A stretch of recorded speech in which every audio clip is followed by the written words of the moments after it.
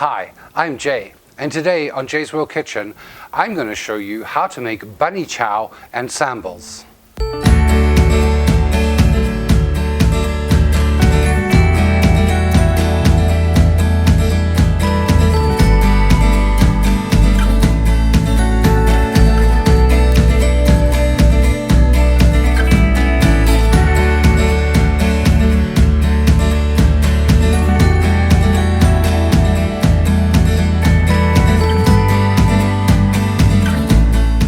Now, despite the name, Bunny Chow does not actually involve eating any bunnies. This dish is actually served in Durban, South Africa, and quite often is something that you will find in street vendor markets and things like that. There's a lot of tiny little East Indian restaurants all the way down the streets in Durban, and Bunny Chow is one of their most popular dishes. We're going to throw that together, but you're going to need to do two recipes first.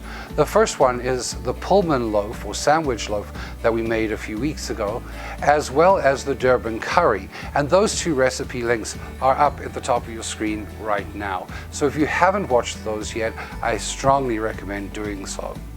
What we are going to prepare now is sambals, which is a side dish for the Bunny Chow, and let's have a look at the ingredients for that.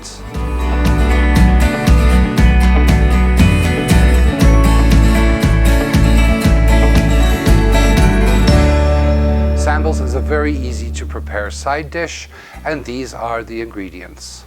You're going to need 4 fresh tomatoes, half a cucumber, 1 medium red onion, some mint leaves, some cilantro leaves, and the juice of half a lemon, as well as a little bit of salt. It's really straightforward. Let's put this together.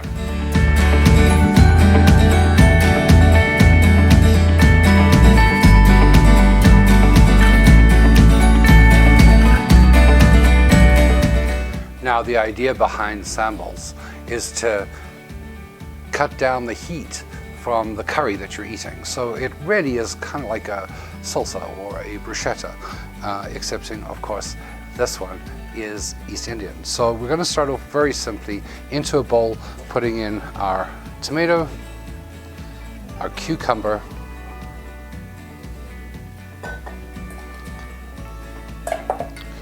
our onion,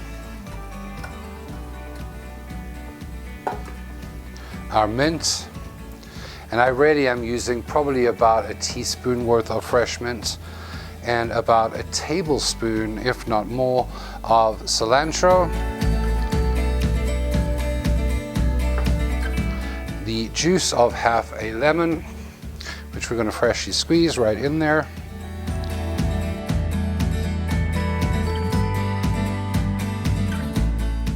And about a 1/4 teaspoon of salt.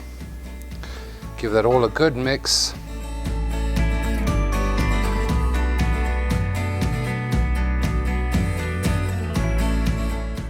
And this truly is one of those dishes that just has even better flavor once it's sat for a little while. So if you're finding that the first time you taste it, the flavors are sort of separated, refrigerate it.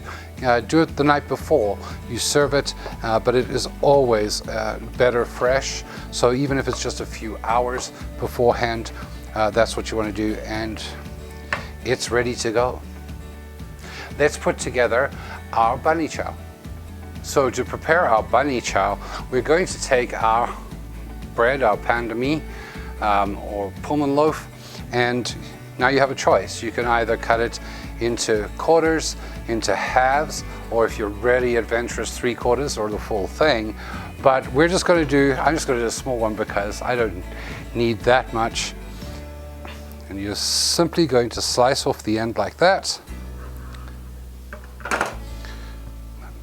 Beautiful, beautiful bread. We're just going to cut around. And once we cut around, we're simply going to scoop out the center of the bread like that to basically make a bowl. And you can do this with any part of the bread, but the crust is always the nicest one. And then we're simply going to take our wonderful looking Durban curry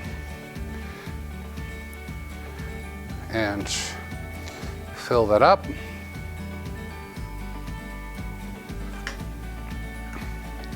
And we top it with our bread. And there you go.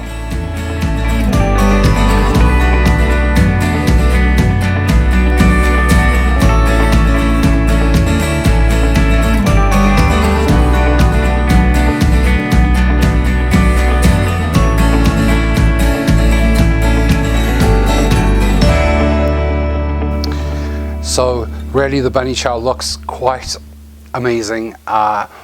This is traditionally eaten by hand, which I'll be doing too, but I am going to try some of these sambals first and just see what they come out like.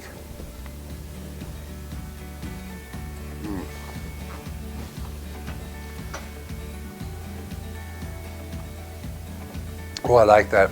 It's so fresh and refreshing, and I can see how that could help after something very spicy.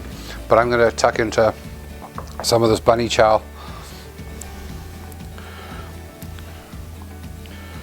Try to get a nice piece of meat.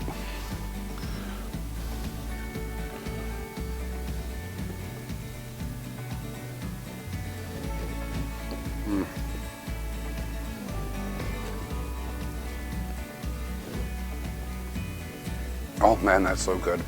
The bread is the perfect accompaniment to the curry, and those sambals are just, that's just wonderful. You just absolutely have to try that.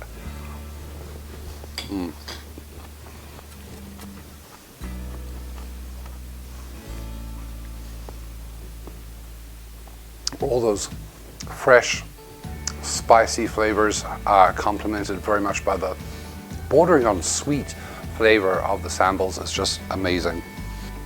If you enjoyed this video, please remember to hit that like button, hit that subscribe button if you haven't already, and remember to turn on notifications so that you know when my next video drops. Remember too to leave your comments in the comment section below about how this recipe turned out for you. You can also follow me on my social media, both my Facebook and my Instagram, and those links are also below in the comments section. Remember too that if you'd like to financially support this channel, you can do so via Patreon. And patrons on my Patreon receive these recipes in their inbox every time a video drops. Thank you so much for watching, and until next time, happy eating.